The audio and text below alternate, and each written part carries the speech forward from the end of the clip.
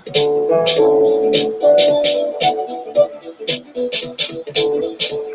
right.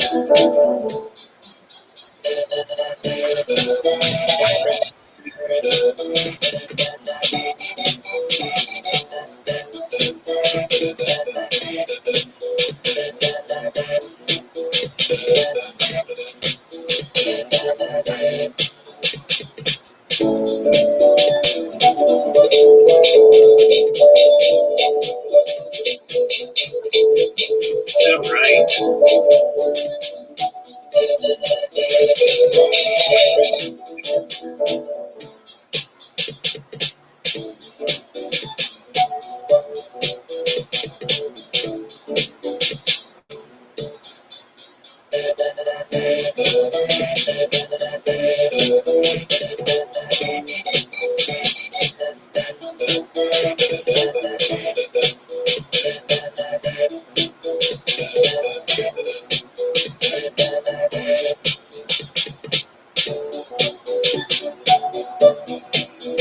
Hey, Blaine here.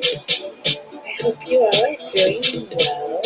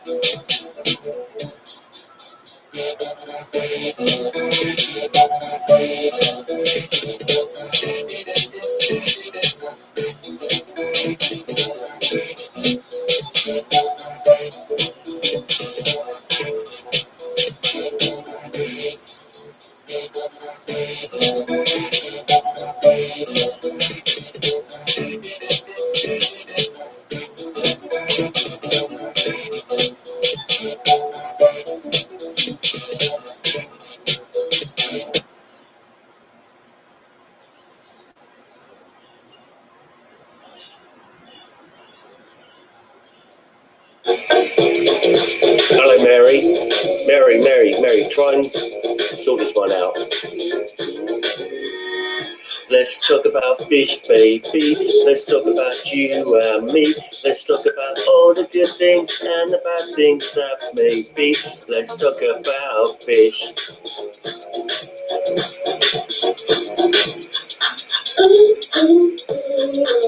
Let's talk about fish, baby. Let's talk about you and me. Let's talk about all the good things and the bad things that can be. Let's talk about fish. Fish. Let's talk about fish. Let's talk about fish.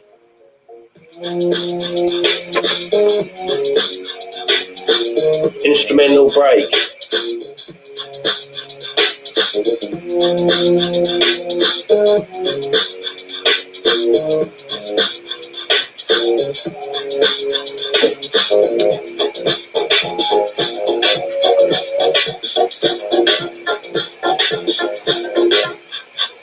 Let's talk about fish, baby. Let's talk about you and me. Let's talk about all the good things and the bad things that may be. Let's talk about fish. Let's talk about fish. Fish. Fish. Let's talk about you and me. Let's talk about all the good things and the bad things that may be. Let's talk about fish. Let's talk about fish. Fish. Hi there. Good morning. Hello. How is everybody this morning? Doing well. Good. Doing We're all, good. we're all up and ready to go. We got some talent in the chat room this morning. We do. Do we? Yeah, we do. Well, Alex is there. James is there. So we're going to be in trouble. We're going to be in trouble today. They better come up here and see us. Yeah, we need to do that. Let me get a link to them. Hey, you guys. Yes, sir. Let's get you. See, we'll have an open-ended brawl. That'll be fun. I'll get all the way down here. Did I post? I did. Yes, you Don't did. forget the like button on the way in. Yes. Says James. All right. Goodness sakes. Well, it's going to be a fun day, I guess. Huh? We'll see. It's always a fun day with you. It's always a fun day. Yeah. Yes. Where is my? Oh, oh well, it's not there yet. All right. Anyway, I see. Oh, somebody's here. James is here. Hello, hello. How are you? Good to see you. Good morning, James. Glad Morning. to see you. Good to see you all. Did you see the salute to the Booty Boys at the Brine Shrimp Hatchery? I didn't see that. Oh dear. Well, it's only 4 minutes long, so it's a bit of a kick. I'll have to go check that out. Yeah, that'll. We were certain. I was trying to show how to hatch brine shrimp au natural, and I was scouting around to find something to hatch them in, and all I had was a booty from the Booty Boys escapade.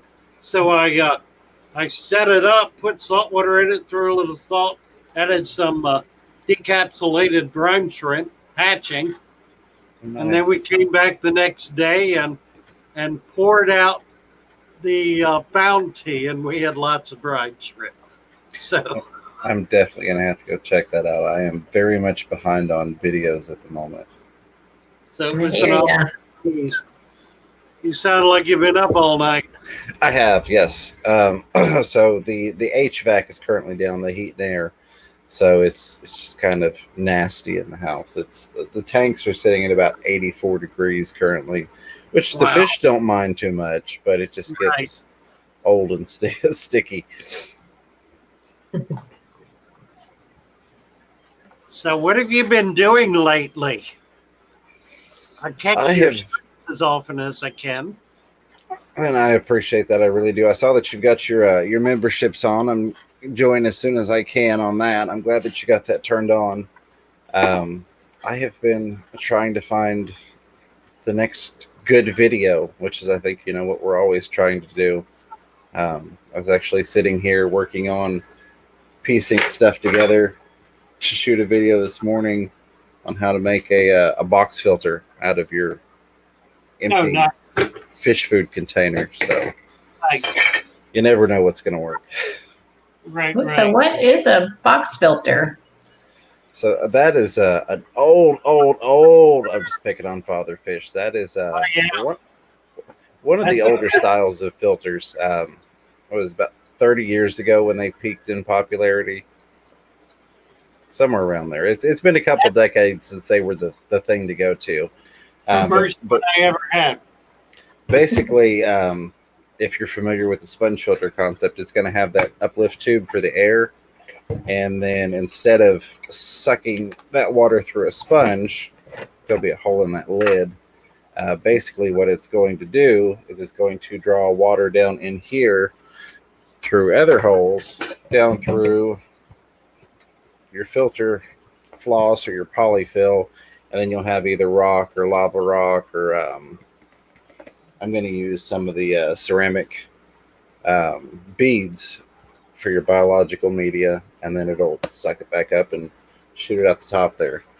I saw something like that where they put it on top of their sponge. I've seen some retrofits like that, but a lot of the guppy breeders, like the diehard guppy breeders that have been around for decades, still like the box filters over anything else. And my current kick right now is, what to do with these empty fish food containers.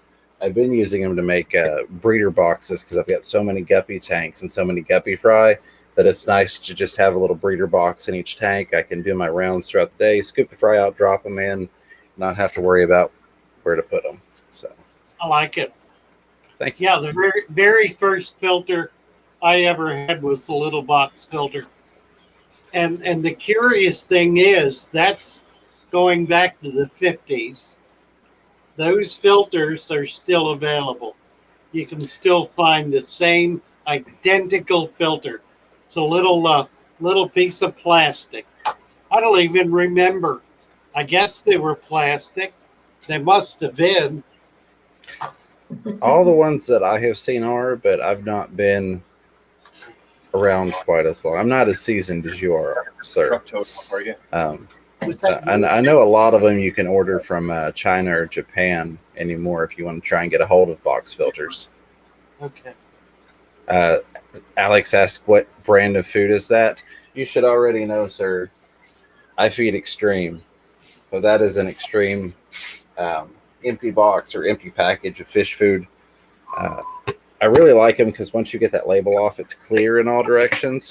So once again, same thing with the little hang-on breeder boxes. I'm cutting a hole where the label was, cutting a square out, putting either a piece of stainless. I have so much junk on my desk here. Putting either a piece of stainless on the front or some of the plastic mesh I use, and then putting 2 suction cups on there. Very cool. You've got the lid so that the females that have a tendency to try and jump out of the breeder boxes can't jump out, and the other fish can't jump in and eat the fry. I like it. Thank you. I've got some bigger ones. I buy grapefruit, cut grapefruit that comes in a slightly larger container. Yeah. Than that one. That would be ideal. I've been trying to figure out what to do with them. I'll keep them. Somebody suggested that I do a booty as a filter. That would be great. That would be doable. We could do that. That would be something to do with the right one. Yeah, the right booty. You did the brine shrimp in the left one. Right. We said somebody asked me which boot you need to use, and I said, well, the left one, of course, because you want to get the one that's left in the dumpster. Absolutely. And that's a very valid point in the chat. Jimco does still sell the box filters on their site. Yes, I have a box filter. I just didn't know that's what it's called. In my 40, it's the small round sponge with a little bit of media in the bottom. Yeah, absolutely. That's one of the combo sponge boxes. Those are neat. I've not actually used one or made one yet, but it's definitely another project that we could do. Nice. Yeah, that's cool. Yeah, I've seen the cornered ones for like Betta. A lot of Betta keepers will put them in the corner. So they make that triangular shape. That's kind of neat. Oh, yeah. I don't know that it's better than just the regular open sponge filter, but it certainly is comparable to it. It is as good as. And I guess, I don't know what the advantage is. What would the advantages be to a box filter over a sponge filter? Would it have to do with application, I guess? Would depend on application. And I've actually found that a lot of people that are really diehard box filter users anymore, oftentimes will run a box filter and a sponge filter in the same aquarium. Generally, the box is being run with polyfill, so it's got really fine particulate filtration, whereas your sponge isn't necessarily getting out the really fine particles. Right. And like several people said, it's great for polishing the water. Yeah. And the problem with the sponge is every time you go to clean it, that stuff falls off the sponge.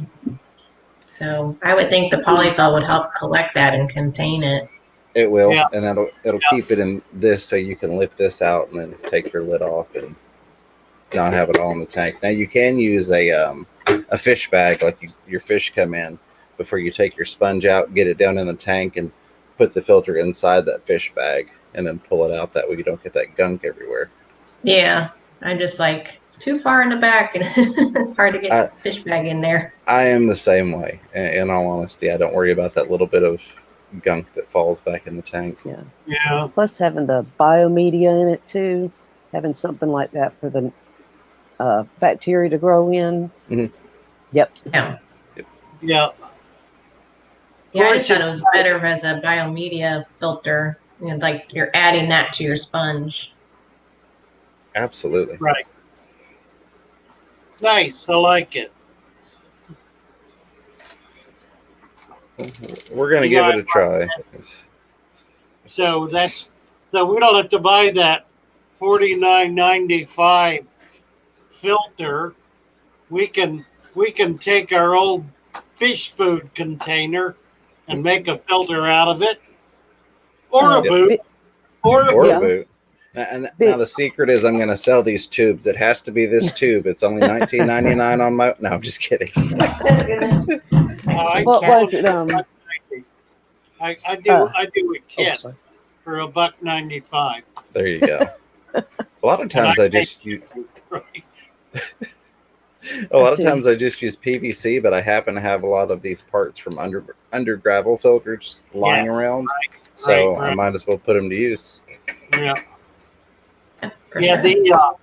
The tubes are available in 3 or 4 foot lengths. You can buy them, I guess, online. 1 inch rigid plastic tubes.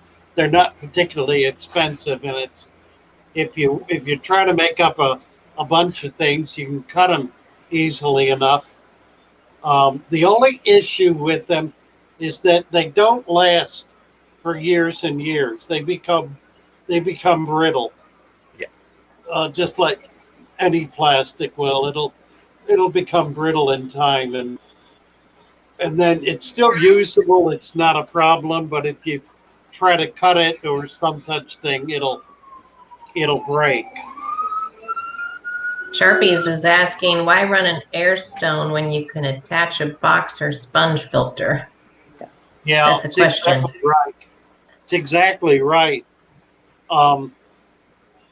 It doesn't make sense to run an Airstone rather than a sponge filter or a box filter or whatever, because all you're really doing with the Airstone is moving water.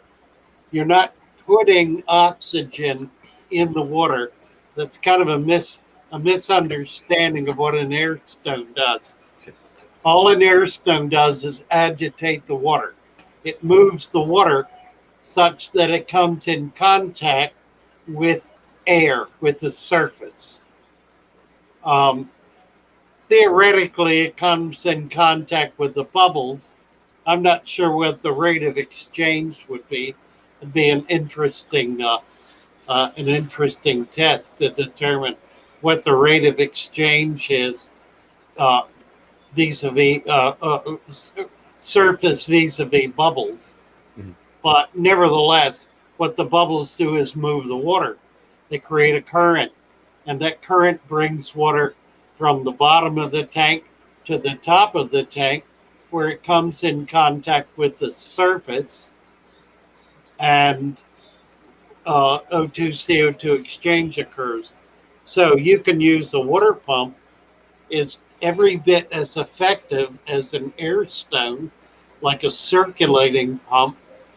I do that all the time in saltwater because an Airstone in saltwater creates splash from the bubbles bursting and that eventually creates a really nasty salt incrustation that's messy.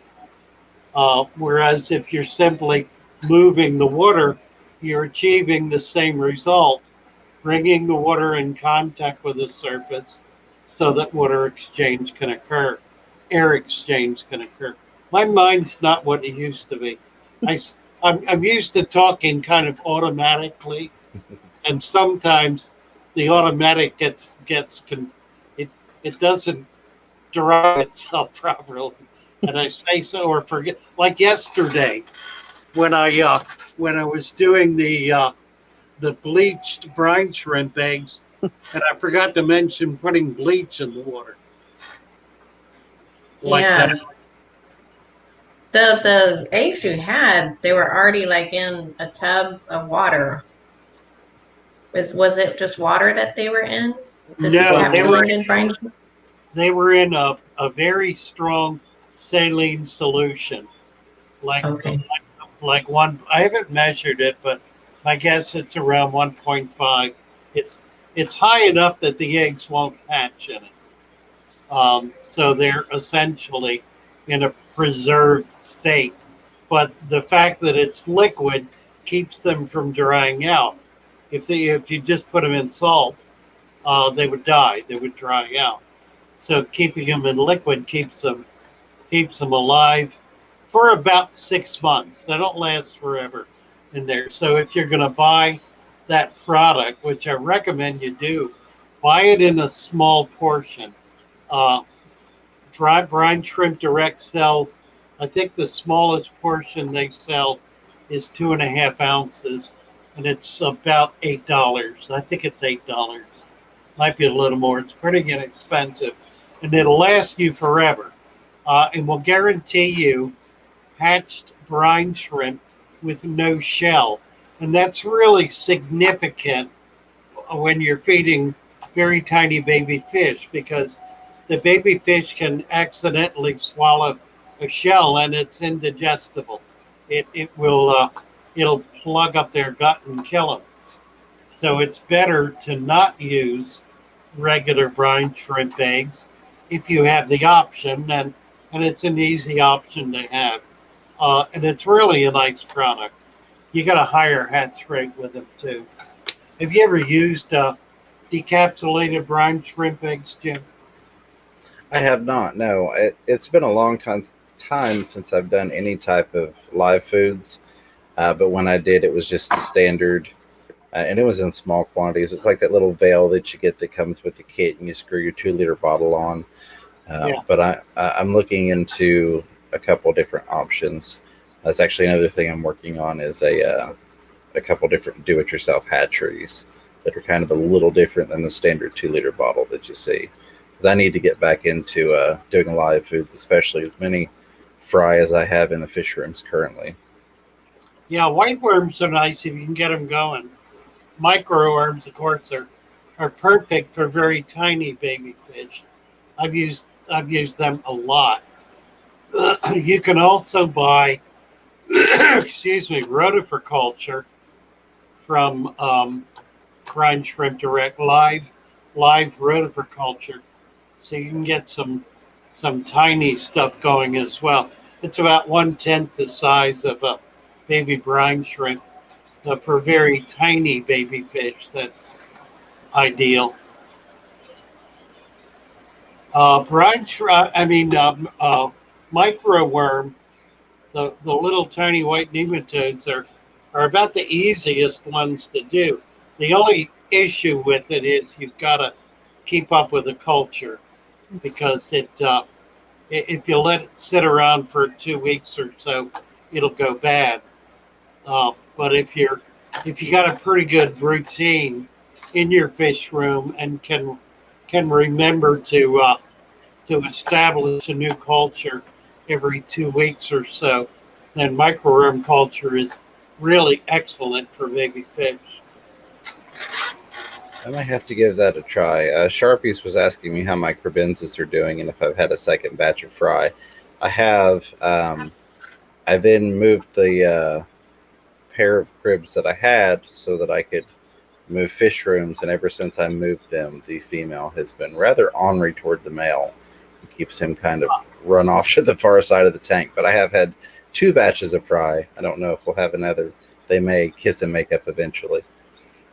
Yeah, probably. They're a really wonderful fish to breed, and they will care for their young for an extended period of time. Other fish, little dwarf cichlids, now they're an African fish, so they behave very differently from South American dwarf cichlids. The rams, for example, which are from South America, they will eat their babies a day after they become free swimming, and almost immediately lay a new batch. So the principle with the rams is to leave them with the eggs and leave them with the fry as wigglers until they come up off the bottom. And the day they come up off the bottom is the day you either get the parents out or get the babies out, because by day 2 they're going to be gone, and the adults will be cleaning site to make a new nest. So in the wild, the babies get chased off. There is no care at the point where they become free swimming. I have a friend who visited me once years ago when I had him breeding, and I had a pair in a 10-gallon tank, and they separated out the fry into 2 groups in 2 different corners of the tank, and the parents were taking turns going back and forth between the 2 groups providing care. It would have been delightful to have a video of that, but that was first time I ever saw that kind of behavior. Very nice. Go ahead. Did you show your? Oh, I'm sorry. No, you're fine. Did you show your breeder box, food container breeder box? You've shown it on the video? I haven't shown it in an actual video. Or something. So I'm working on 2 videos. One is going to be how I actually make it, and the other one is I'm doing a 5 things to do with empty fish food containers. Okay. So I did show it on the live stream last week when we were talking about things to DIY versus buy, but I haven't actually shown a video yet. Okay, I knew I'd heard you say that probably when I was watching your live streams. Absolutely. Rewatching. And I appreciate that. I know you're always hitting the replays when you can't catch them live. So thank you for that. I've not had as much time to watch videos as I did, so this has been a little bit busy with the kids, so I've got to get some catching up done. I can understand that. Yes. I've been kicking around trying to figure out how to do a 10 best things video. A couple of people have done some 10 best things. Blake did a 10 best things you can buy at the supermarket. And who was it? Dan? No. Kenny. There's been did 10 best things to buy at Goodwill. I know Who did that? Prime. There was one with Primetime Aquatics where Joanne, the wife, she did one like that. She did 10 best things from the dollar store. Right. And yep. And then there was one.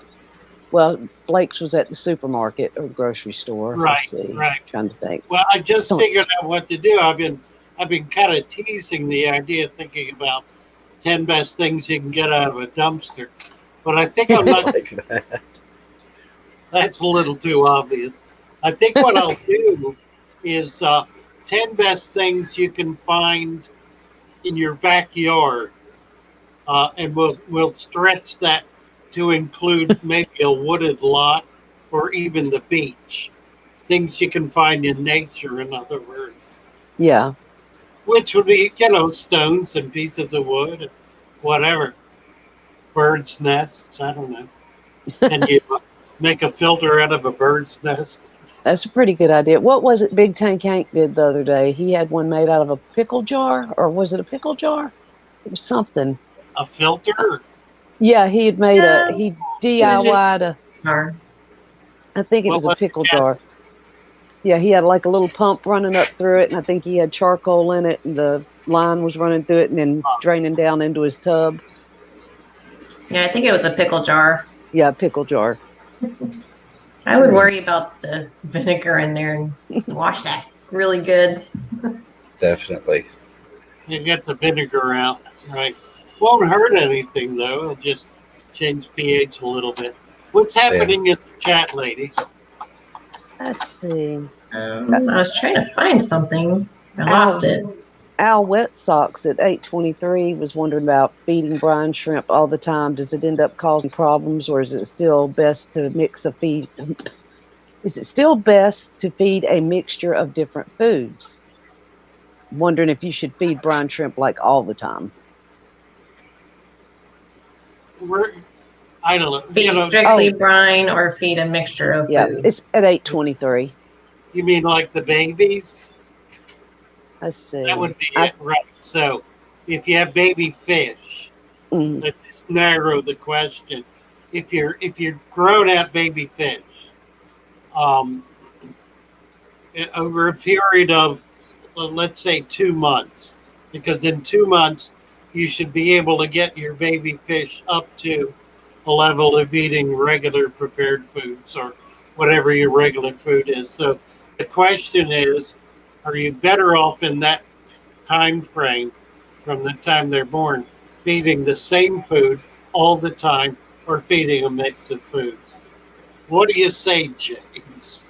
You got a lot of babies. So I actually, again, I'm not currently feeding any live foods, and I've probably got easily 600 fry if you include all the guppies right now. Basically, what I feed is, sorry, the kids keep popping in on me. Basically, I crush up flake pellet really, really fine. If I need to go super fine with it, I actually have a cheap mortar and pestle that I bought off of Amazon so that I can grind it into a powder.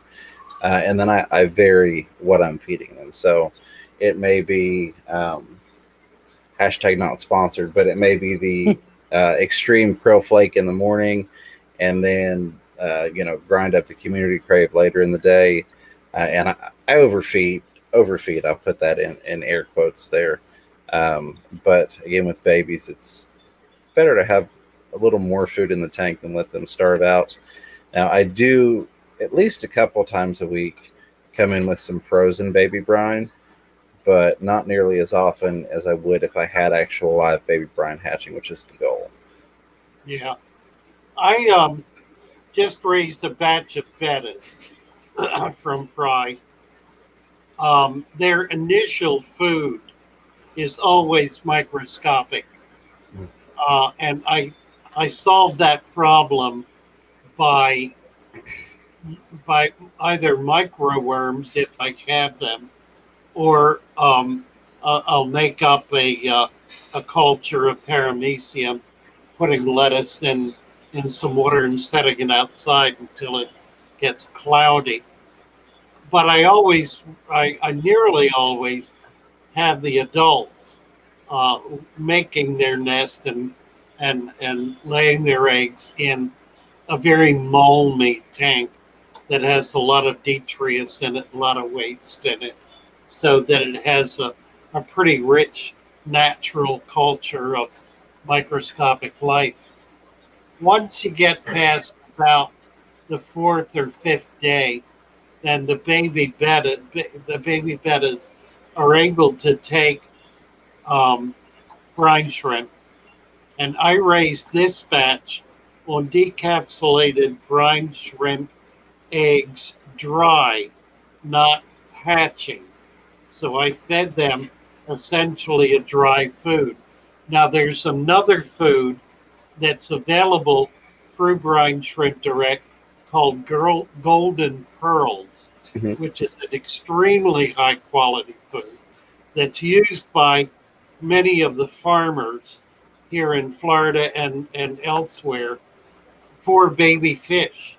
They have a very, very fine, it's like a 50 micron food that is perfect for the tiniest baby fish. It's about the size of a paramecium. And they're actually a pellet.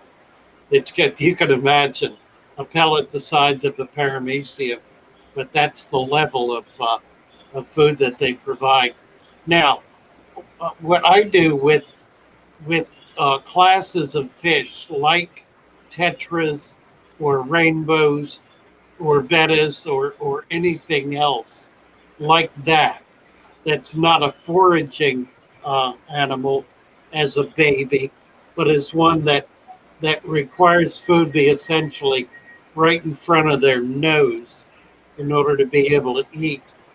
I give them whatever food they're going to take initially, and that's not a trial and error issue for each batch because I know ahead of time what they're going to take because I've done it before. I've been through the experimentation, in other words, so I know what they'll eat.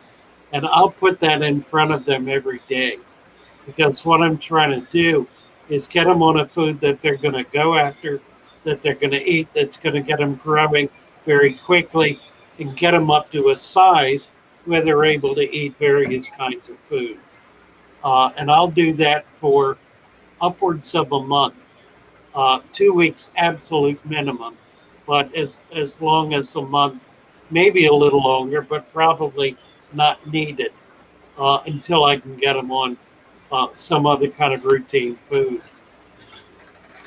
Yeah, Alexander Lee says there's just no substitute for baby brine as far as nutrition and getting optimal fish growth. Absolutely. I was just saying, I can't disagree with that one bit. That 100%, I just don't find that it is a necessity, if you will. You could still raise fish without it. Not going to do as well as having live baby brine, but you can still raise fish without live baby brine. Sure. Yeah, the benefit of, well, there are two things. The benefit of the various other forms in which you can purchase brine shrimp, the decapsulated dry and the decapsulated hatching and the golden pearls. Those are providing foods for very, very tiny baby fish that are going to be effective. They're going to get those guys up big enough that you'll be able to get them on something else. The point is to grow them as fast as you can. The difficulty with many hobbyists is they really haven't got a food for those tiny ones that the fish are going to eat ravenously and bulk up on, and so they languish. And a baby fish, if it doesn't get food in 2 days, it dies. It has no reserves. Baby clownfish, for example, the saltwater clownfish, they will die in 6 to 8 hours if they don't get food. When they're born, they have no reserves at all. They have to be able to eat immediately in order to have the energy just to stay in the water column. So it's vital to get a really good food. Guppies are not such a problem, or other live bears, because those babies are used to, they're able to forage. They're able to swim around and find stuff. But many of the really tiny baby fish are not able to do that. They depend on being in a very rich environment where there's food in the water column, and that typically means live food that's right in front of their nose. They can't see beyond a quarter of an inch. So put it in right there, it's no good to them. It's got to be right in their nose, and they'll eat it just where they are, and that's going to go on for a couple of days like that before they really start moving around. So you need to make sure you've got enough food and the right kind of food for very tiny egg layers, not live bears, but egg layers that they can, and only certain egg layers. I mean, a lot of egg layers like like a lot of the cichlids have pretty big babies, and they can do real well. I mean, they'll get out there and be moving around by the time they're a day or two old. But the little tiny stuff is what's critical. Absolutely. And like you mentioned, in terms of mulm and getting all of that, the microorganisms going, I'm a mulm person. I'm a fan of mulm. I'm not one of those people that sees it as a disgusting aquarium. But another thing in terms of the benefits of having your live baby brine in there, and I've not studied this scientifically, but it's kind of a general consensus that having those baby brine in there can often help to trigger the adults by them being aware of the presence of those microfoods to help get them to spawn. That they see That's that there's absolutely right. Very good. Absolutely. That's really an important observation, because there are fish that will not spawn unless there is food available for the fry. If it's an impoverished environment, the adults might be getting enough food, but if there isn't a welter of food available for baby fish, they're not going to lay their eggs, because those babies are not going to survive. It just it's a trigger. One of the triggers for breeding is adequate nutrition for the babies. Interesting. Yeah, I think the question earlier was, should we just feed baby brine to all of our fish, not just babies? I mean, or should we Right. Like, go ahead and cycle through foods? Or is it okay to like just do people brine getting these. shrimp all the time with just our regular fish? well, if I'm not mistaken, brine shrimp only can tend to work as a laxative on fish. If I remember correctly. It's been a while since I've studied Well, it. they keep the gut moving. They don't block up. They do provide nutrition, and again, it depends on the fish. I mean, James is raising a lot of guppies right now. Guppies are a foraging animal from the time they're babies. From the time they're born, they're looking to eat whatever's around. They'll eat vegetable matter, they'll eat algae, they'll eat live matter, they'll eat waste, they'll eat whatever is there. That's not true of, for example, what's a good baby rams. Mhm. Baby rams don't do that because they can't do that. They can only eat much tinier material that's swimming around in the water column. They're not going to go down on the bottom, not at day 1, day 2, day 3. Well, eventually they will once they develop enough. But when they're born, they're not born fully developed. They're born lacking things. Things like, I don't know, maybe adequate finnage. They don't have the fins to move around much. Um, they're lacking the things they need to be able to forage. So they really depend on, as I said, what's in front of their nose. If that water column for those kinds of fish does not have on a regular basis, you can that's what putting them in manages. Then they don't eat. They can't eat. That may only last a few days, 2 or 3 days. By then they've developed enough to be able to move around and forage better. But for a lot of fish, they do not forage in the first few days of their life. They're dependent on food being immediately accessible to them. Now, that's not big baby fish, that's tiny baby fish. Baby fish that are born not fully developed, they're still in a zygote stage. Absolutely. So We had a go ahead. a super chat from the Dead Broke Show, Father Fish. How nice. Thank you so much. Yes, at 8:40. I lost it. Where is it? 840? Mm-hmm. There it is. Dead Broke Show. Thank you so much for the super sticker. That morning coffee. Thank you for doing that, Deb Park Yeah, Show. I don't have a boa you. to put around my neck or big glass. And Holly said that all of her fish love the brine shrimp. Oh yeah, absolutely. Yeah, and you're see, I'm having fun playing devil's advocate here. You're not going to find a better source of nutrition, any of that for fish rather than live baby brine. Even frozen baby brine has still not got the nutrition value. That being said, I have taken and completely ground up food into a powder and then added it to water and turned it into a liquid soluble that stayed in the water column. But that's the last of playing devil's advocate.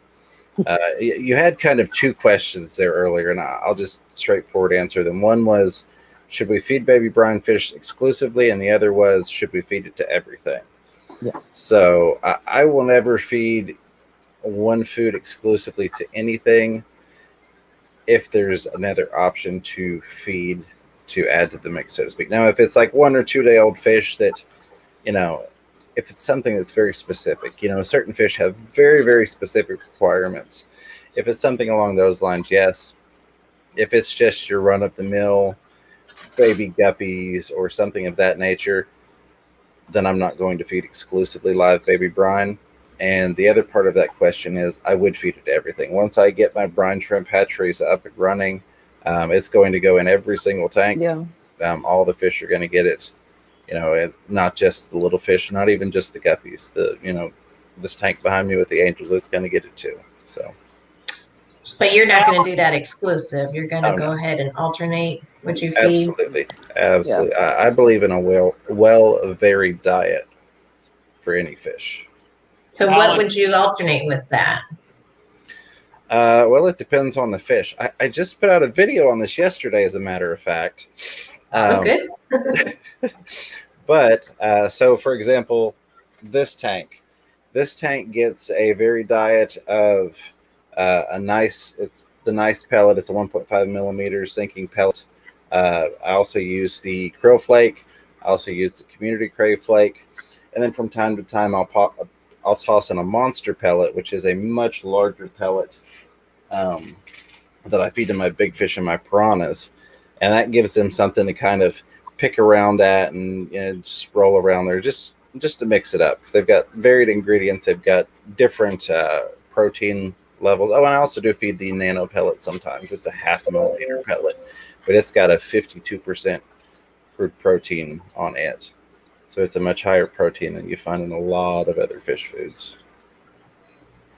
This new food that we've been promoting from Israel called Prime oregano, is a 53% protein, real high quality food. Has Mediterranean oregano in it, which is a real high quality oregano, and it also contains an organic bactericide, so it's able to control certain types of inappropriate bacteria. Yeah. Alex has been sticking his finger in the pool here, or his toe. Made a comment about rasboras. Yeah, I was just reading it. Yeah, are you prepared to come up here and justify your complaint, Alex? Are you going to sit back there on the back benches and? You just got another super chat. Sorry for $3.99 from Al Wet Sox. Oh, thank you, Al, very much. Thanks for the answers and discussion. You betcha. Thank you, Al Wet Sox. Thank you, Al. Alex, you better drink your Dr. Pepper. Now, come on. Dead Fred is saying, well, most fish are omnivores, so some kind of plant life should be supplemented. And he says, yes. I think the plant life is already in your aquarium, though, when we're adding the plants and growing our algae. Really? What do you say, Father Fish? What do I say? Yeah, to Dead Fred saying most fish are omnivores and we should feed them plant life. most fish are omnivores. That's true. African cichlids, for example, in the wild are almost exclusively omnivores, are almost exclusively algae eaters. However, there are vast swarms of insects, and by vast I mean by the billions, acres of swarms of insects that fly out over the lakes and fall into the water and drown, and that becomes a major food source for all of the Tanganyika as well as the Malawi cichlids. So they are omnivores. They eat algae, they graze algae off the rocks. They actually have different dentition.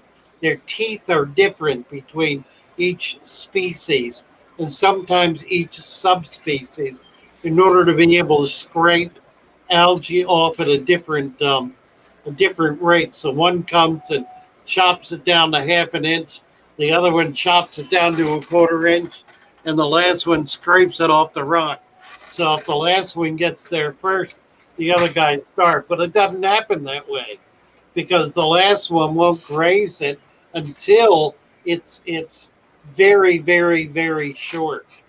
So it's amazing kind of a sympathetic relationship that the fish have with each other on having to do with food sources.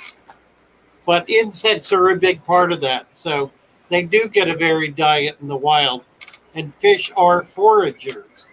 There are very few fish that eat simply one kind of thing. The larger fish do. Larger fish will eat other fish pretty exclusively. But smaller fish eat about everything that's there.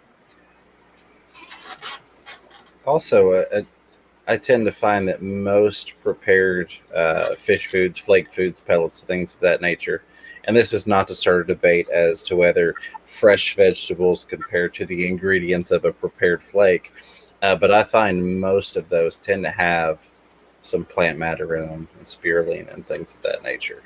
Yeah, it's a varied formula. I like to feed vegetables, Mhm. and there are a lot of different kinds I like to feed.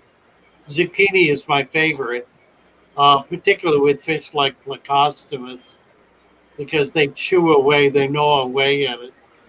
But any of the fish will eat. Now you gotta watch it because if you put a big chunk of it in there, and it doesn't get eaten in a day or two, it's going to rot.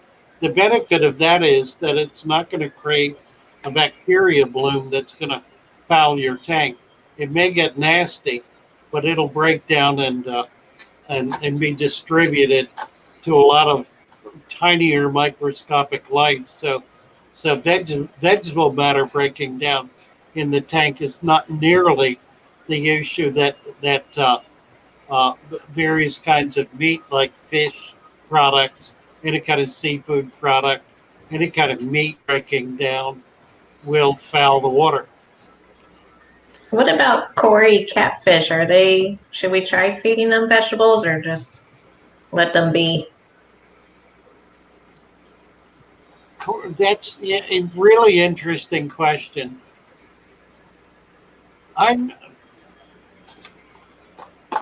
obviously they eat um, inert kinds of food.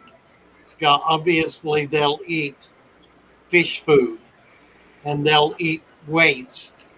They're looking for crustacea, tiny crustacea, and little worms.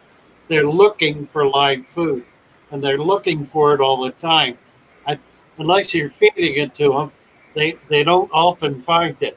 So they really are dependent on what else you're putting in the tank or is otherwise available, and a substantial portion of that is going to be vegetable matter. I would assume that they're eating little pieces of plant material that have that are deteriorating on the bottom. They'll certainly go through that. But that's an interesting question, Katz, because Oh, if All it's in Tinks just said Cories love veggies too. okay, Did mine go nuts for it? nice. Yeah, I find mine are foraging all the time, but I've got tanks that are so old that there's a constant supply of microscopic life in them. So when I put such things in, it tends to they tend to ignore it. Do we have to blanch the veggies, or can we just put them in, like the green beans? Or You can do either. If it's blanched, excuse me, if it's blanched, it'll soften it up and make it a little more accessible. But depending on what it is, your fish are going to be able to eat it. Here comes omnivore I dilemma. noticed. I noticed that my fish will eat the vegetables like the next day if I don't blanch them. If I just put them in raw, it'll usually sit there for the day until it softens even the up a little bit, zucchini, and because then that's they'll pretty eat it. soft already. Yeah, it is. Hmm. Blanching is Yep. not going to be a problem. Yeah, Right. that's all. It just softens Yeah, it. you don't want to boil it because Hello, then you'll Alex. kill any enzymes that are in it. I tend to like to Right. feed live stuff, including live vegetables. Hello. Hi Hi, there, Alex. how are you? So you're going to get in on this confab? What do you think about mono feeding baby fish? Yeah, I Did he think so. freeze? I think he froze. There. Okay. There Sorry, he goes. I had to Now. turn off I was stuck on Wi-Fi, and I have to come outside this early because my wife's sleeping. So that's why I had to get ready. I had to come out. It's like 43 degrees right now. So Oh my goodness. Think that's The dedication. We love you. right out of you. Right. I was just saying, like rasboras, they won't live if you just try to feed them brine shrimp. Very teeny fish oftentimes need infusoria. And the benefit, and something I like to do with my tanks is, like you were saying, zucchini. Actually, it does not just spoil or turn into bacteria like you were saying, but it actually does something good, which is it creates infusoria oftentimes. So just by virtue of what it is, I guess, it attracts these microorganisms. You can literally put it in a jar, that or a piece of lettuce, and it will make the water cloudy, milky. Well, Yeah, that Father cloudy, Fish was just saying that earlier with the lettuce. yeah. And zucchini will do the same thing. Cucumbers will do the same thing. So do you just I- add the cloudy water then and leave out the vegetable? Yeah. But if you have larger fish in the tank still, you can just put the vegetable in, and then it will just inoculate your water with that infusoria. I wish, and I've thought about manufacturing it myself, just locally for people, but I wish somebody would make like a powder that consisted of the cysts of all sorts of different zooplankton and phytoplankton for fresh water. I mean, like if you could get like 10 or 15 species just to get your tank going, I mean, that would be so valuable in our hobby. And I don't know why they haven't marketed something quite like that. I haven't seen something exactly like that anyways. Because people want to just use the food you can buy at your fish store. Yeah, but you could have food that lives on its own in your tank. I know, I'm just saying that I know. probably Yeah. people don't want it and they want to add pellets. Yeah, you're right. If we're setting up our aquariums properly and letting them find that natural balance, we should have microorganisms living in there. Yeah, I have a series where I looked in the microscope, and I mean, there's a good 30 or 40 species that I found just in my tanks in general without trying to add anything, But There's some larger, things like seed shrimp or water fleas or scuds. Those kind of have to take some time of you introducing lots of different plants and fish into your fish room, and then using your net in 2 tanks and all the things you're not supposed to do to inoculate your tank, really. Kids. Oh, is that kids? Yeah. Yeah. He said his kids are interrupting every now and then. Oh, I thought it was Betsy. I don't know why. Sorry about that. That's okay. You're a disgrace. I know. It's good to finally be on a panel with you, Alex. I'd really love to have children. It's good to see you. Really love. What was that? One was yelling at the other one not to I'll be flush back. because he needed to use the restroom immediately following him, so we're conserving water. Well, me too, actually. We just lost Cassie. She said the school called. Oh. Rohan says, what kind of veggies do Cories like? Well, Cories... Oh, sorry. Go for it, Mary. Oh, it's okay. I was just going to say mine will just pick on, whatever I put in there, the spinach or the zucchini or... It's the bettas and the plecos that fight. Yeah. Well, Cories really, as babies, they want meat, actually. From my experience, they want little white worms or microworms or blackworms, really. I mean, blackworms is what Cories are obsessed with. Most species. How did they occur naturally in an aquarium, or do they have to be added, like the blackworm culture or the white worm culture? They have to be added. But they will live in the aquarium just like earthworms do in here or in our grass or soil. If you have a substrate that's diverse enough and full of enough humus or mulm, yes, they will survive in your substrate, and they'll reproduce and live in there. However, they can't live in the anaerobic layer, from what I understand. They don't. They live in the area where like a Malaysian trumpet snail would live, basically. Oh, okay. They kind of live right at the top of where the anaerobic layer starts. Yeah, the Cories wouldn't be able to get them if they went deeper. They will feed in the water column as well. If you have a culture of them, you'll see them waving with their tails in the sand, waving in the water column. Are they hard to get? Will they survive buying them and shipping them, or is that the one I heard that they're hard to ship or something? You should be refrigerated long term, but I mean, I've gotten them in the mail before and had them stay okay when it wasn't the dead of winter or summer. Okay. I remember seeing Father Fish unload some in one of his unboxings and just take them out and just start feeding and stuff. Or you took them out of the refrigerator or something. So I do remember seeing that part. Yeah, I rinse them immediately in refrigerator. Yeah. I've been trying to figure out how to culture them so far in large numbers, or how to keep them without refrigerating, because I can get them once they're available. Right now, they're not available. They're raised in Northern California, and they're just, I guess it's the fires that have caused the problem or something, but they've not been available for months, and they're anticipating that'll continue until at least December. So we may not even have them until after the end of the year.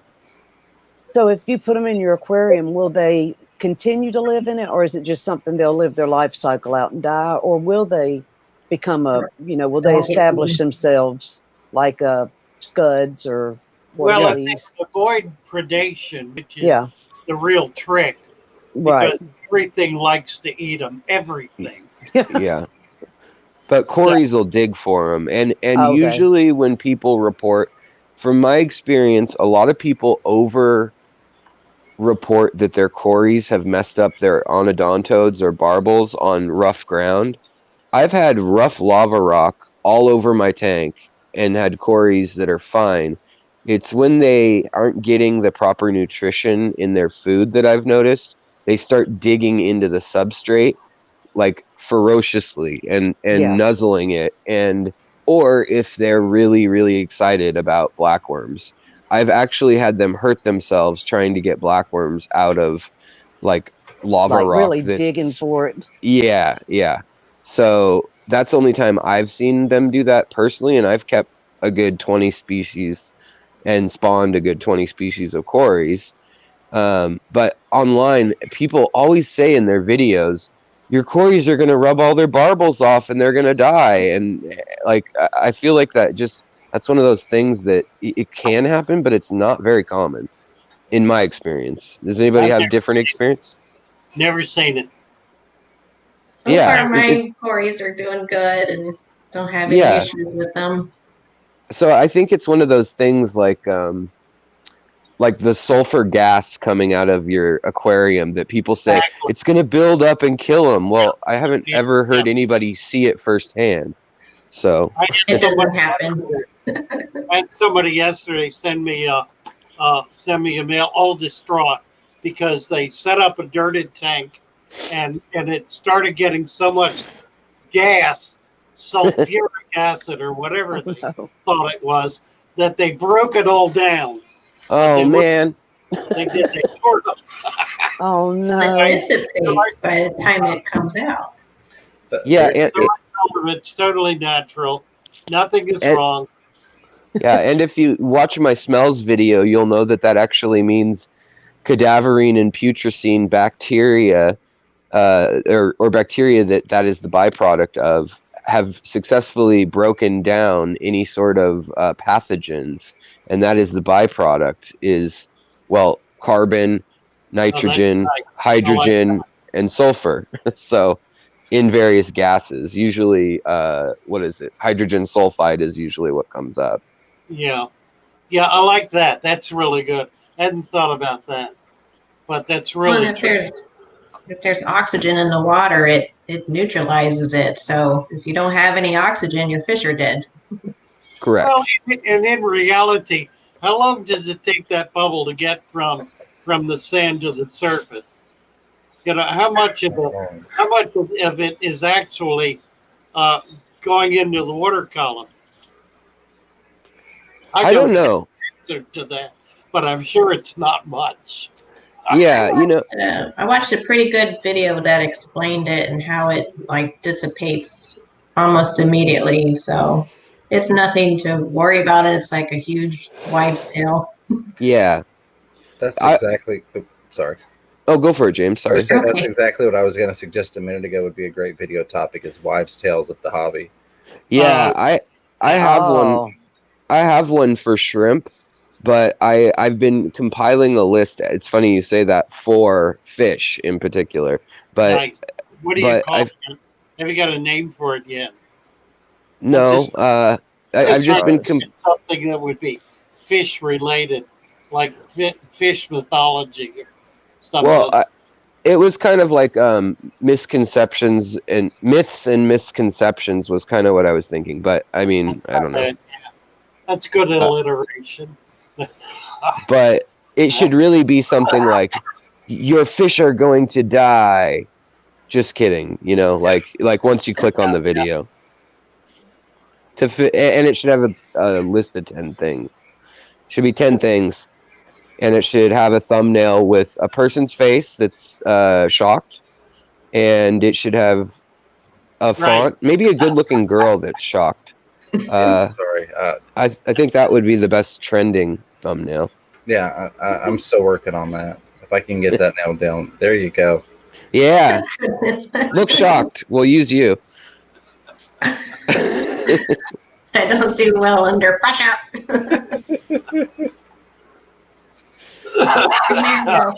I've tried to get my wife to do thumbnails for me just to switch it up, and because my viewership is 75% male right now. It used to be 90% male. And yeah, I've been curious to see your wife from time to time. I'm like, I didn't even know you had a wife. Oh yeah, she just hates being on camera. So, but when she actually agreed she's going to co-host a show with me one day. But she said it has to be something where she doesn't have to know anything about fish. So that'll be okay. She can just talk about you and her experiences with you. Oh no! James, have you got your wife up yet? Yeah, she's been on a couple of streams. She just kind of sits and smiles some of the time. It's funny because Chattanooga Ed's stream runs right after mine on Thursday nights, And sometimes she'll hang out for his stream immediately after mine, and she'll be completely silent throughout my entire stream, and then we get into Ed's and she'll start talking. It's like, okay. Yeah. Usually when you see my wife on my stream, it's on the Tuesday afternoon stream at the end of it, and it's like, well, I guess it'd be Tuesday night for you guys, but for me, I start at like 3 or 4 p.m. usually, and then it ends around 5 p.m. and she's getting home from work, and she's got this look of, if you point that camera at me as I walk in the door from 10 hours at work, I'm going to kill you. Right. Yeah. Afternoons are usually not good for us either. And same with this morning, this morning, the show's usually over when she's kind of waking up and getting ready for work. So if I were to show her, she would probably be very mad also. But the ethics episode is where I wanted her to come on, because she has strong opinions about, I'll do something like I'll put a fish in quarantine, and she'll say, you need to take that fish and put it back in the tank because that is not enough room. I don't know what you're doing. And I'll say, honey, this fish is sick. And she'll say, well, how's it going to get better if it's all alone? It's going to get lonely and be mad. So there may be some logic to that, but I mean, she does care about the fish, but it comes out in very odd times. Yeah, I mean, it's probably stressful for the fish for sure, but yeah.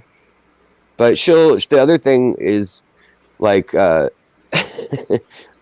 had her on a stream and we played Let's Identify That Fish, and she had to say the name of it, and every fish was a gourami because that's the one she likes. Yeah, that would be hard on your stream. You have so many fish. I do keep a lot of weird little fish. She says, I don't know, it's one of your clear silver fish that doesn't do anything. Sympathetic fish keeping. Sympathetic fish keeping would be being emotionally involved, deeply emotionally involved in every aspect of what you're doing with the fish and the hobby. Well, that kills more fish than anything, I think. Yeah, exactly. Unfortunately. Right, it's true. That's what makes you feed them, because they're hungry. Well, and it's also what makes you put your hands in the tank nonstop and add all in one this or that every other day. People are like, oh my goodness, there's a milkiness in the water. I better add clear tank, and then I better add equilibrium, and then I better add this, and so soon it starts causing all these chain reactions. Bottles and stuff, right? You wind up with fish bottles and stuff, and you're playing chemist all day. I feel like I should just make a reagent that you put it in your tank and it turns like purple, and then like you have to buy another bottle to turn it clear again, and then like after like 30 minutes it turns red, and you have to buy another bottle to turn that clear again. And I think sorry. Isn't there a children's fantasy story relative to that? It's kind of on the edge of my consciousness there. Yeah. Well, and I think my biggest problem when I started trying to do plants the first go around years ago is I had done corals before that in saltwater tanks, and that's one of those that you are constantly tinkering with parameters. Yeah. And so I came into it with that perception of how I need to look at this, and ended up tinkering things to death, unfortunately. Whereas a lot of people go from fresh to salt, and that definitely caused some issues for me, bringing that tinkering mindset and that perfection. Oh my God, I have to test everything every day, and this is 0.25%. It's like, no, just let it happen. Just leave it alone. It'll be okay. Yeah, I mean, I tinker with my tanks, but it's more so like removing one species to put them into a breeding tank, and then, taking the fry and moving them into a grow out tank, and that kind of thing. I'll set up an aquascape, and then a fish will spawn, and then I'll have to rip it apart to get all the fish, and then I'll set a new aquascape, and same thing will happen again. That's exactly it. I don't tinker, but projects happen. Yes. Let's see here. Well, Millions and Sons made a comment at 9:06 that some of the diehard beta groups are convinced these planted tanks are worth removing members from their communities. So they're kicking people out because they're doing planted tanks with betas? Am I reading that right? 906. What's that about? Some of those Something diehard that beta Millions and Sons observed, I guess. These planted tanks are worth removing members. Wonder if they've ever seen wild betta habitats. Well, there's a perfect example. The betta crowd. There are an awful lot of people with bettas out there, and I hate to. They think they're dogs. Well, they do. That's exactly what I was going to say.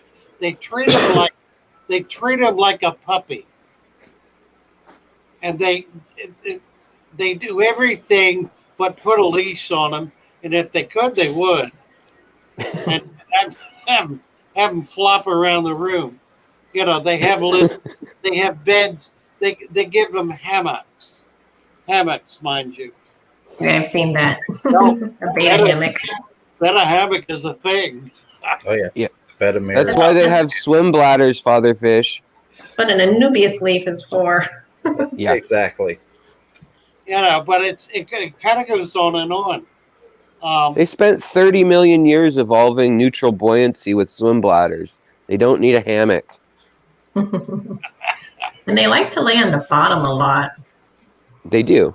But they'll lay anywhere they can lay. You know who needs a hammock is me. I want one. Yeah, Send your hammock money to me. I've got a trick with the hammock. When you do your hammock, you want to do it on very long ropes between two trees that are very far apart, like 50 feet or so apart, and it will naturally sway. It's wonderful. Yeah, that is nice. And if you get the right hammock, it'll just wrap around you completely. And even if you flip over in the night, you'll be fine. Right. Just clip it shut and you're good to go. Yep. Be like a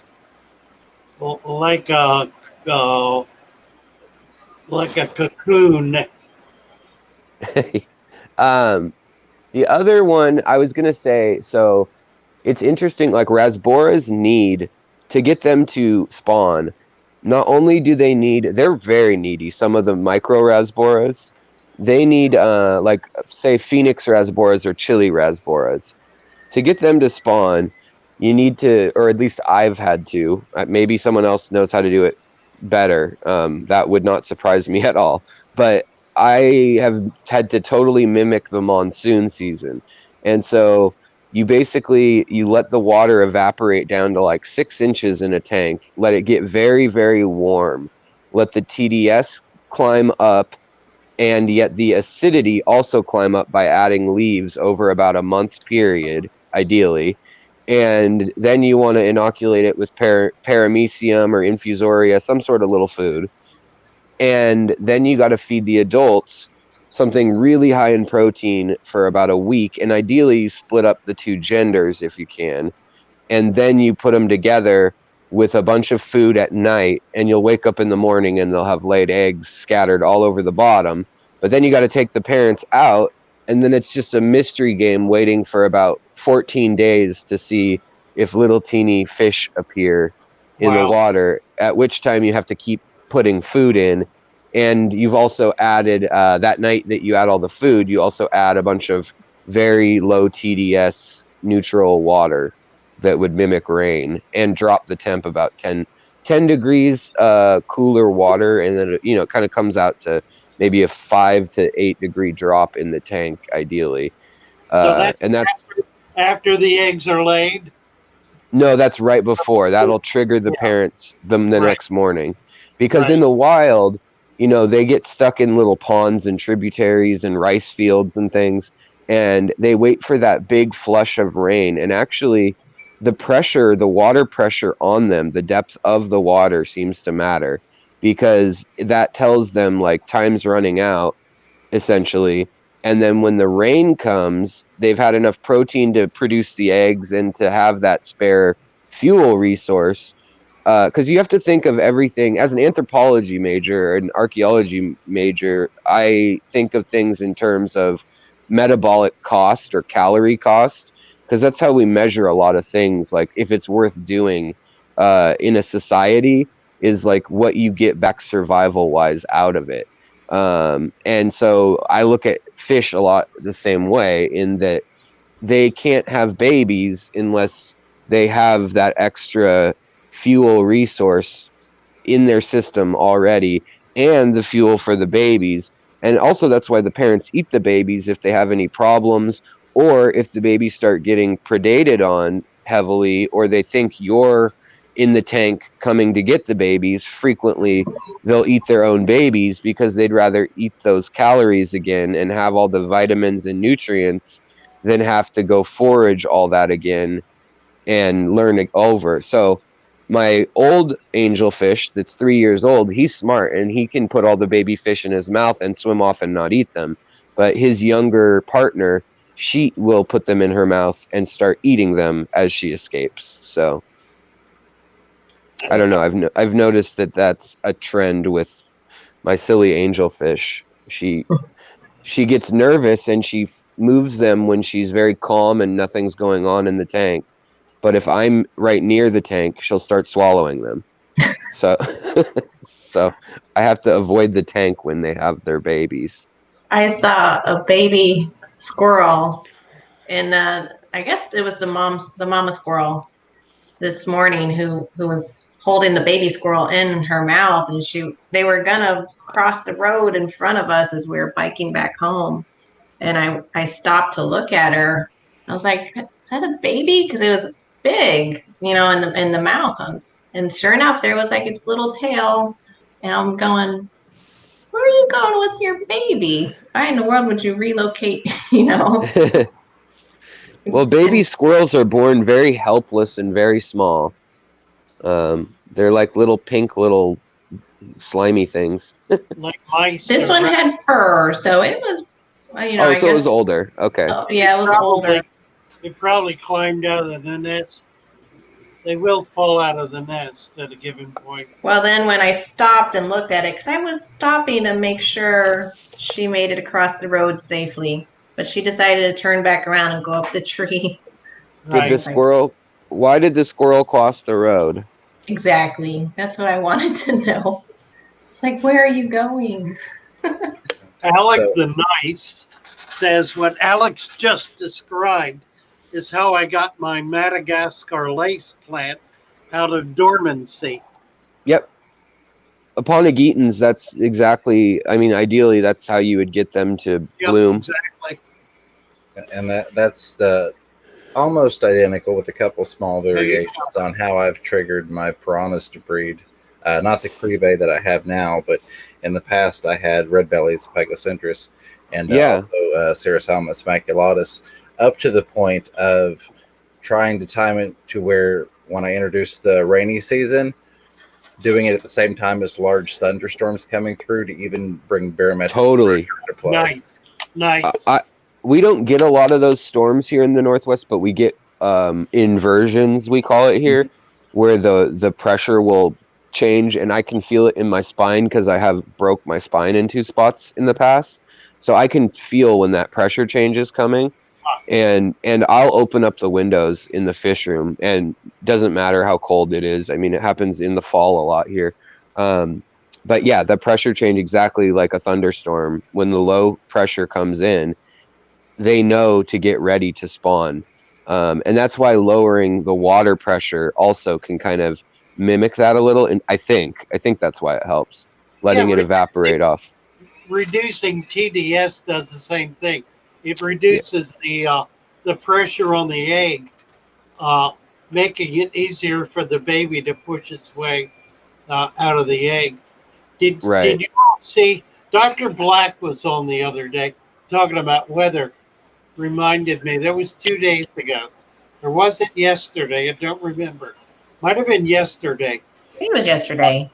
He was saying that there were real bad storms. Well, I read a report that said there were 2.5 million lightning strikes in a matter of 2 hours in that part of Australia, central. Holy cow. That's huge. It was just astounding. We'd never had anything quite like it. 2.5 Yeah. strikes in a matter of hours. That's like an entire hurricane. Yeah, one general area, right. 100-mile-an-hour winds. Wow. Just serious weather. So he wasn't kidding when he said they were in the middle of some heavy weather. Wow. That's like those derechos that have been coming across the Midwest this year. Hold, I've got to take a break a minute. Carry Okay. on a second. This is Alex Williamson with the Fish Liberation Front. We have seized Father Fish's channel and we are taking over. Oh, we're in trouble now. The Betta Liberation Front. So All Bettas will be named and will be hand pet every day. Absolutely. I bought the little harness and leash for mine off Amazon last night. I know. I try to take them on a walk and they just drag behind me. Well, I like to take mine down to the creek. I just put them, like somebody mentioned, let them ride on a little remote control car and a bowl of water, and then we go to the creek and I walk them in the creek. I can carry mine around wherever I want, so There you go. I just have to be careful Apparently that's animal cruelty. not to drop Cass. it. I know. That vase. Oh, I know. I get some hate for it. So today's live stream on my channel is about ethics of how we treat fish. The first ethics video was on how we source fish and like the ethics of humans harvesting them and wholesalers and things. Mhm. But to this afternoon, the video is on the ethics of how should you treat your fish and is live caught better than wild caught for the ecosystem. So today's part 2 of ethics. So hopefully we'll have a big blowout in the comments again. Well, that plays in well because, like you mentioned, using dynamite and explosives to collect fish. Yeah. And I want to try and keep my fish used to that environment that they come from. So I try and have small explosions in my aquarium from time to time. Really? Little ladies' fingers and black cats going off in your fish room all the time. Absolutely. Yeah. It's a great subject to be dealing with, and excuse me. One that really opens us to a wider conversation about how our hobby is reflected in society in general. We tend not to think about that, but if you look at not just fish, but all pets and the relationship of people to other species, humans as an animal to other species of animal and plant life, it becomes very significant and becomes a really dominant issue. I mean, it affects every aspect of our life. It affects the food we eat. It affects the clothing we wear. It affects all of the devices that we have in the ways in which we use them. So ethics, I think that's what the so-called environmentalists have been going on about for years, really raising ethical questions, which very much need to be raised, very much need to be responded to. We cannot ignore them. No. We have different takes on what a relationship to nature is, but that there is one, and that we are inextricably related to all of nature is a foregone conclusion. I mean, that's go ahead, Alex. Well, Father Fish and I actually talked I talked probably for an hour. Sorry. We'll get a few things in as needed. Yes. But we talked on the phone after my first ethics video came out. But essentially, I realized something that I hadn't maybe previously, and that is the importance of our hobby in people who maybe they're depressed, maybe they're anxious, maybe they're too busy with work, whatever it is, but they've become detached from that empathy for a living thing and that reliance on their care, and that notion that they not only need others, but they are needed, and that they have purpose. And I think that our hobby is, I mean, we've talked about it in the past on this show about how you care when a fish dies, not only because you care about that fish, but because it reflects all the knowledge, time, care, food, money, everything. I mean, all the different things you've put into learning how to care for that fish, and you've either failed or it's come to the end of its life naturally, whatever happened, and you assess that and move on. But as you keep fish, it's a foregone conclusion that they will pass on in our care, almost all species that are, usually the popular ones in our hobby anyways. And I think that the ethics of fish actually bleeds over into the ethics of people, because I was trying to say there were people being very cruel in the comments to one another. I'll just leave it at that. And I had never had that problem on my channel. And so I noticed that, I think that the common thread of wanting to learn more about how to keep your fish and being open to learning from everyone else's styles of keeping, and then observing your fish and being in tune with that, empathy being the big key word, maybe compassion also, is very key. But you can't let it be pure instinct, because you'll protect your fish, or maybe it's a betta, for instance, needing a hammock and needing all these things, needing a mirror. So it's cruel to keep a betta in a fish bowl with an anubius and whatever. But people may think that because they're thinking compassionate like a human, and we need to think that true compassion is trying to understand what the fish care about. And Mary Page has got an interesting comment here. She says, says, talking to Holly, do you have a father fish mug? If you do, set it near the tank, and every time you want to feed too much or put your hands in it, look behind you, and father fish will be watching. I think that's because Holly can't keep her hands out of her tank. Really? Yes, she said, how can I keep my hair? I can't keep my hands out of my tank. What am I going to do? So good idea, Mary. The issue of a relationship with their fish, and what Alex was talking about, knowing that these fish are going to die, it's just part of the natural cycle. I'm old enough to be thinking about what's going to happen to these fish when I die, because that could happen sooner than later. I have no way of knowing that, and it's true for all of us. So, we need to be conscious of the extent to which the animals we're caring for are utterly dependent upon us, and are we willing, like some kind of Egyptian king, let our fish go to the grave with us,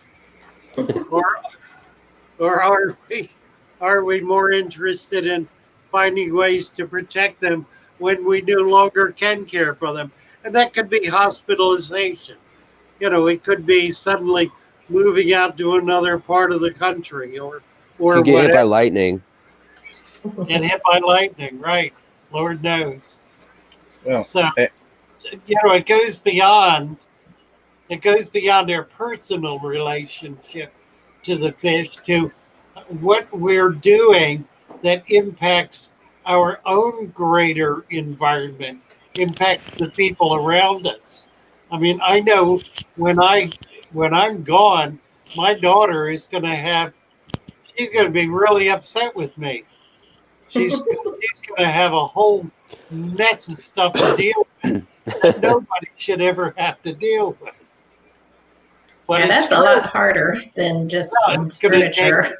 And she will probably throw her hands up and give it all to Goodwill. or whatever. Yeah. So, yeah, we need to think about the whole retina, the whole aspect.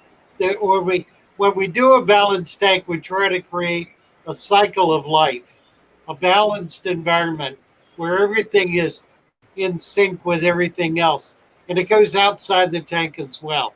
You have to think beyond the fish tank to the people who are caring for it and what the wider environment is, and how all of this stuff is linked. All of it's linked. Where we get our food from, where we get our fish from. That's precisely what Alex has been talking about. Where do we get our fish from? Where do they in fact come from?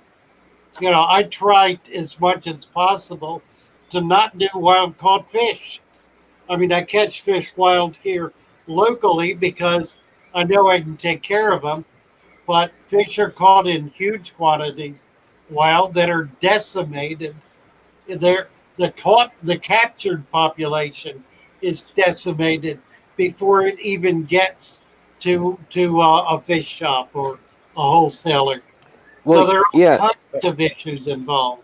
there's a huge catch-22, for instance, with Rift Lake cichlids.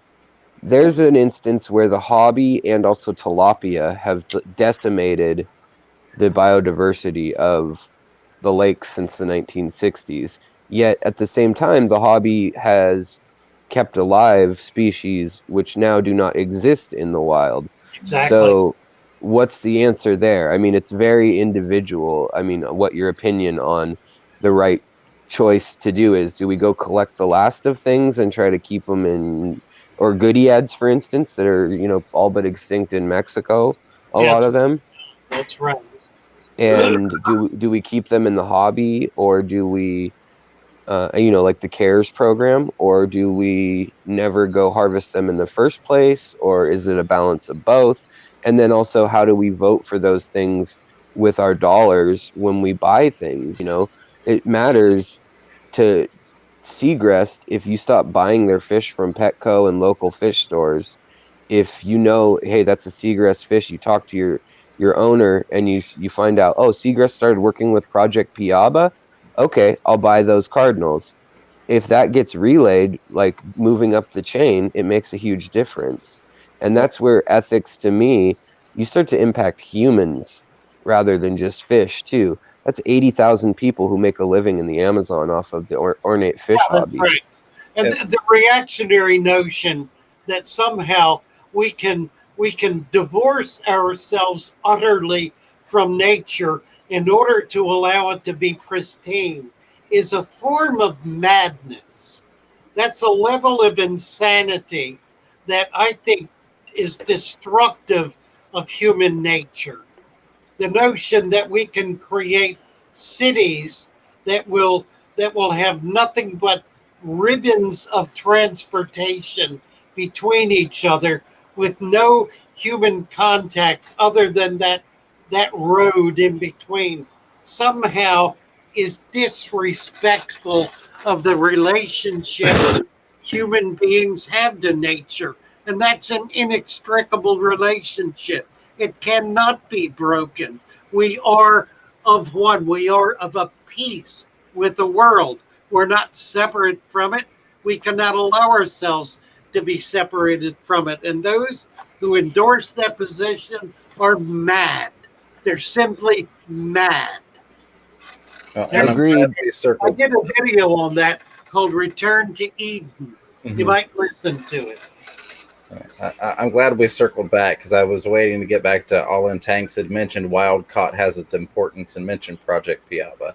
I'm sure you all are very much well aware of how Project Piaba started, but for anybody that's not, the initial intention when he saw these fish being caught, he thought, "Oh my God, this is horrible! I need to figure out the numbers so we can stop this. We need to shut this down."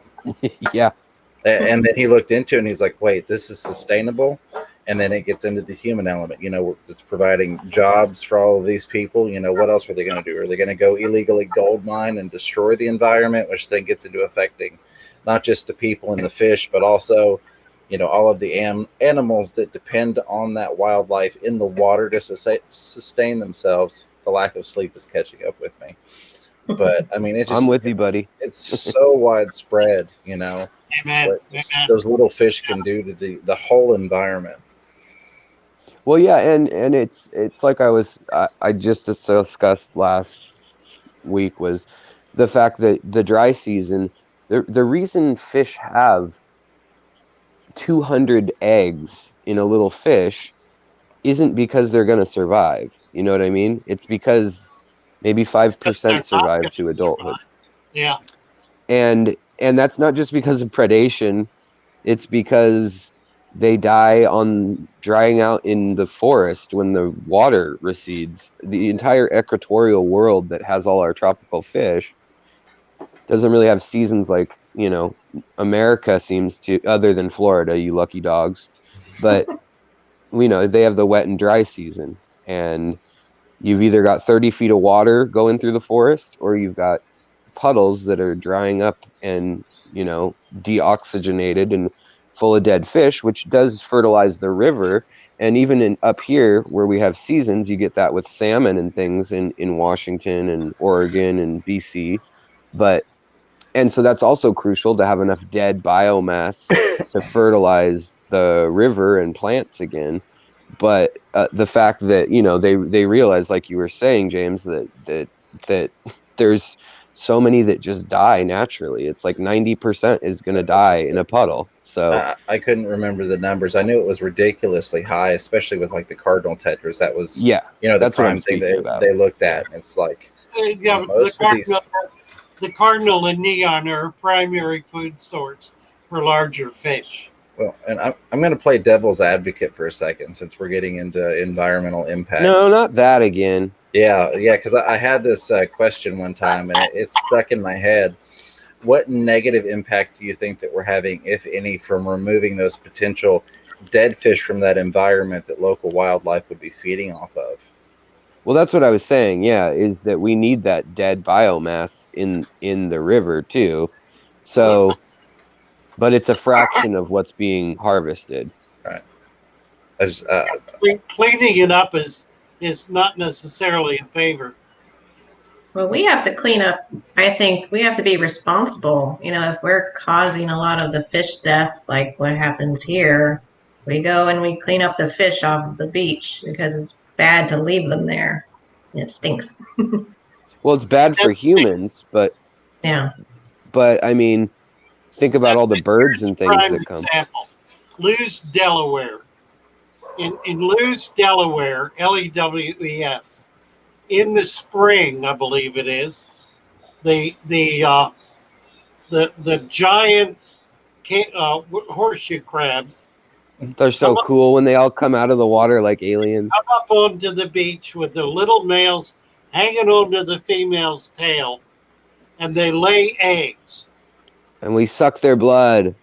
And their eggs can get a foot or more deep for miles on the beach. Talk about a foul mess. It is insanely foul because those that don't hatch, which is the majority, and are not thereby washed back out into the water as babies, sit on the beach and rot. That's been going on for millions of years.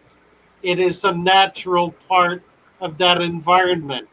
So there is, in that case, no attempt to clean it up. There's enough wisdom there to know that that's providing biomass, providing nutrition for all of those babies that are out there in the sandbar looking for something to eat.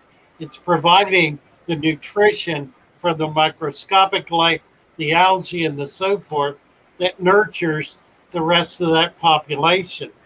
So there's a case in which a very large number of offspring, a substantial portion of them, die off in order to provide adequate nutrition for those that survive.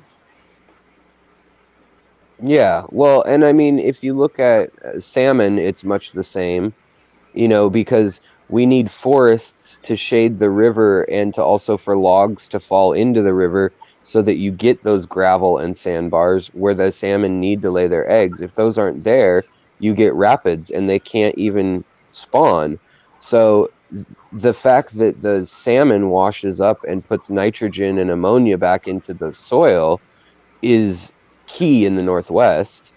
And so I wouldn't be surprised if in the Amazon, the fact that everything dries up and dies, the Amazon is notoriously devoid of a lot of nutrients that it needs in the soil, without specific processes happening. And the natives down there actually knew how to make this thing called black earth. And we still don't know exactly all the processes they used, but the Incas and the Mayas, Mayas up north and then the Incas in Peru, actually worked with burning the forests through the underbrush and then folding in the ash into other parts of the soil and then allowing some sort of alpacas or something to graze. We don't know exactly what it was, but there's vast areas where they had, squash and plantains and things like that are not, maybe not plantains, but whatever they were growing, yams, something. The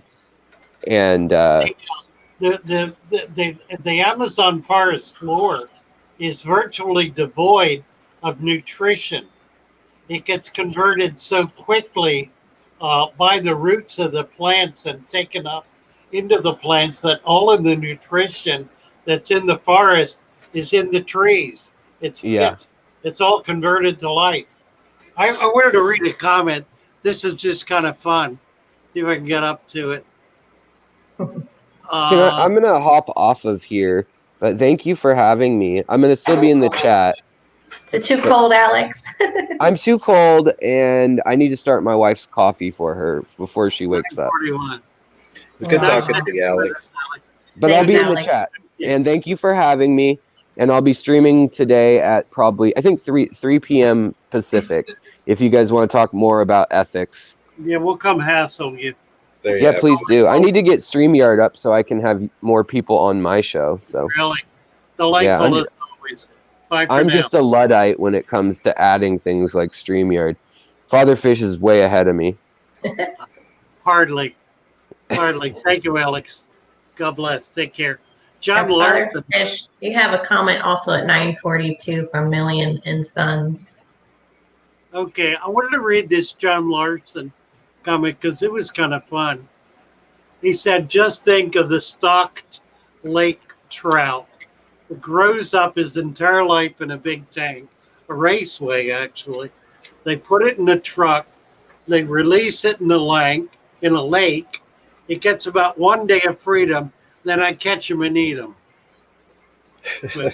Well, if it gets caught. Mary Page. I don't know what's happened to our friend Nathan. Nathan. We need to try to get hold of Nathan. You're talking about Millions of Suns at 9:42, Cass? Yes. Amazon loaded with hyper-prevalent food plant species. Some instances can only be explained by the interaction of past civilizations. We can shape the ecosystem carefully for good. Boy, is that a vital insight. It is, in fact, the impact that humans and other animals have on nature that directs nature in the path it goes, for good or for ill. There are many things we have done that have changed the contour of the earth, for good and for ill. Absolutely. So that's kind of a funny segue that lets me get back to this. You'd mentioned the horseshoe crabs, and it made me think of the they're not horseshoe crabs, but the crabs in Australia. And you've probably seen the footage because they've been playing it for years on different TV shows where by the tens of thousands they get run over on the highway every year when they come in for their migration and breeding. Well, they finally built a crab bridge over there. I just saw a video of that the other day. I didn't know about it, but they actually built a bridge specifically designed for those crabs to crawl up it. and it's got funneling walls that redirects them. And all these crabs are climbing over the highway now versus being run over every year. I love it. I love Yeah, it. I think I've seen that. That's been a while though. Yeah, they go from the forest to the ocean where they breed and lay their eggs. Yeah. And then the babies work their way back up into the forest. Not too late, Mary. Come back up. Is she She said she would come back up, but she thinks it might be too late now. What time is it? Oh, we got another 10 minutes. Come on up, Mary. Cynthia, I just wanted to add on to the conversation, but it was going kind of a little bit in the other direction, and I didn't want to derail the conversation.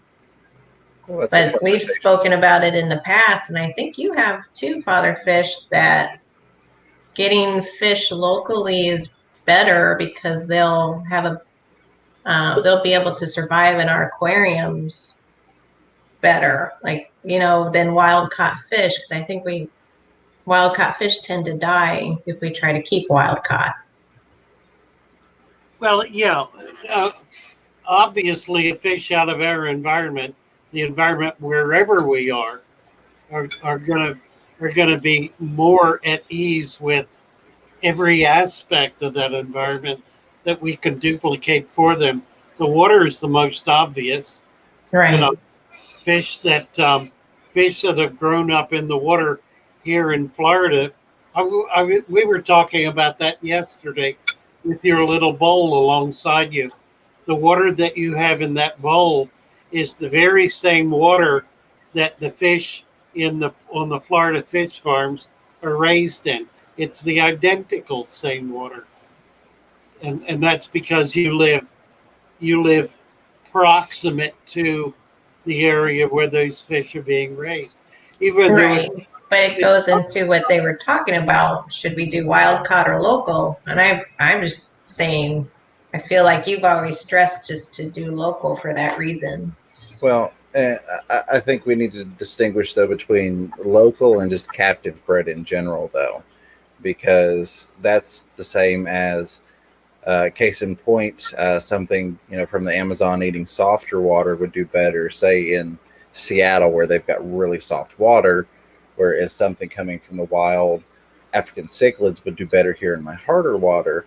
But the same could be said for captive bred fish. A captive bred fish that was bred here by me is going to do a lot better in hard water than, say, if I were to ship my guppies to Corey and he wasn't buffering his water, and he's got really soft water out there in Washington.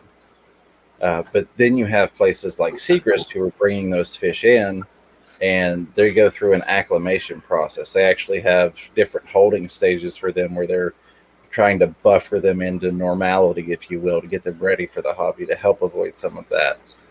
I think you're absolutely correct. They do have a likelihood to die off more. But there's also still that likelihood with something captive bred if you're taking it from soft water to hard water or vice versa. And that's where we need to get into just general buffering of our water depending upon what fish we'd like to keep. It's a matter of the commitment that you as a hobbyist are willing to make too. I've got a group of hobbyists here in my area who are committed to getting fish out of the wild and raising them and cultivating them and getting subsequent populations of them. They work very hard to duplicate the environment those fish are coming out of so that they can achieve their goals of actually keeping these fish alive, getting them breeding, and raising the young. Yeah, so, Alex just said those are intensely insane, nerdy hobbyists that can keep the wild fish going. You bet they are, and I know it. I'm not one of them. I'm not. Yeah, that's not me. It's very, very difficult, to the point that I've even had discussions with the local fish store owner here, because they did end up, getting with Segrist and then being able to bring in Project Piaba specific fish to the local fish store. And we did have some issues at first. And so we looked at things like, having tanks that were specifically set up with, catappa leaves or Indian almond leaves, things to try and help get the parameters down a little bit, because even though they go through that transition with seagrass, they're still not necessarily 100% ready for everywhere in the country, and I don't think any fish can be ready to go in any water anywhere. That's just not the way it works. But like you said, it depends on how far a hobbyist is willing to go, or a local fish store or a wholesaler is willing to go to try and make it as safe for the fish as possible. Yeah, let me do a little disclaimer, because I do get misunderstood when I'm pushing the dirted tank so hard. What I'm really getting at with the system I'm promoting is helping a new fish keeper, a person who's brand new in the hobby, be able to set up a system that's going to keep fish alive, and that's going to keep them alive long term. Obviously, for all of us, the deeper we get involved with our hobby, the more tanks we have, the more species of fish we have, the deeper our understanding grows of what those animals require, and the greater our ability becomes to be able to provide it. So I'm not talking about Lucas Brett's when I talk about doing deep sand beds, although I have discovered that he's got a lot more deep substrates now that he's met me than he did before. I say very quietly. I've been to his house a few times, and his setups are amazing. They really are. You're exactly right. And I think as creators, if you will, people that are, trying to influence the hobby for the better, it's not necessarily a bad thing that we lean towards trying to help the new people in the hobby. You bet. I think it's critical. This is going to sound like a shameless plug, but it's not, because I'm telling all of you all not to go watch it. But that's exactly what I did with the video I put out yesterday. There might be one person in this chat that would benefit from it, but I doubt that. That was not really geared toward anybody that is committed enough to the hobby to be in these live streams. That was geared toward the, new to the hobby person that's like, I don't know how to feed my fish. And, and often you get, like you're well aware of, oh, it looks hungry, I'm going to feed it. So we're going to set out some basic, 2 to 3 times a day, very small amounts. I know you're a once a day person, but I have a lot of fish that, eat little bits at a time. All of us, getting into discussions about infusoria and, nutritional value of live baby brine versus frozen baby brine versus prepared flake. That's not going to benefit us one bit to go watch that video I made.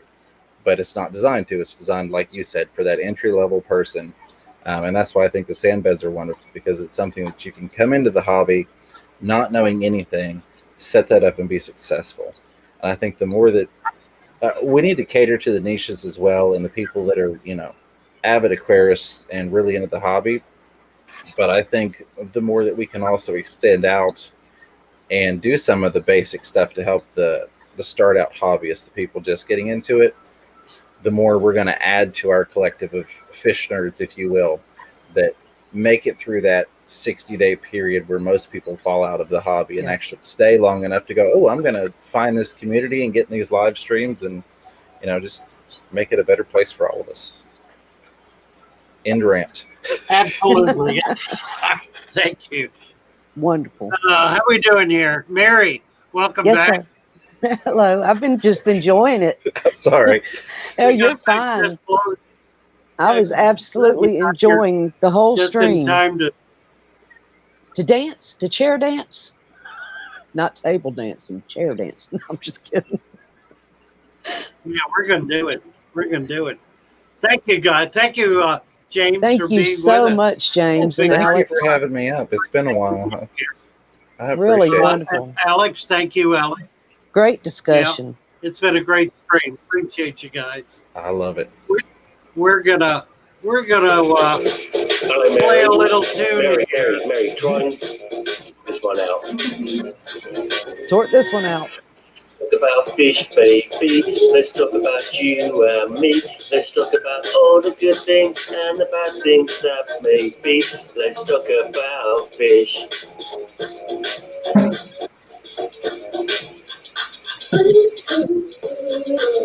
Let's talk about fish, baby. Let's talk about you and me. Let's talk about all the good things and the bad things that can be. Let's talk about fish. Fish. Let's talk about fish. Let's talk about fish. Get down, James. There you go. Right. Little break. No. Woo! All right.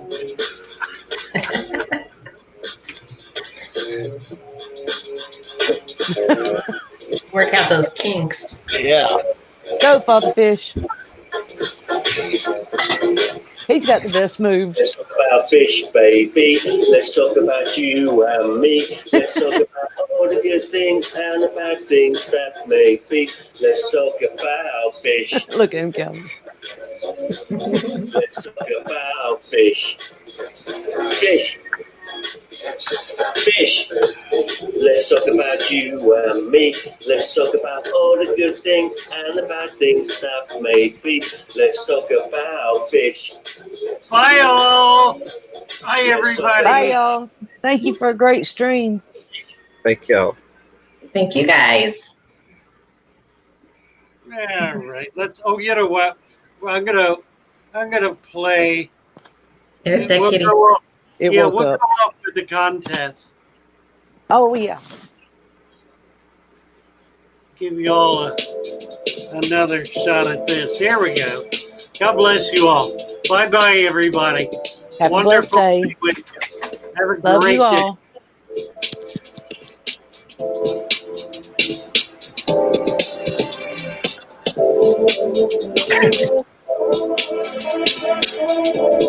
You want to hang around for a minute, James? We'll Absolutely. chat a bit.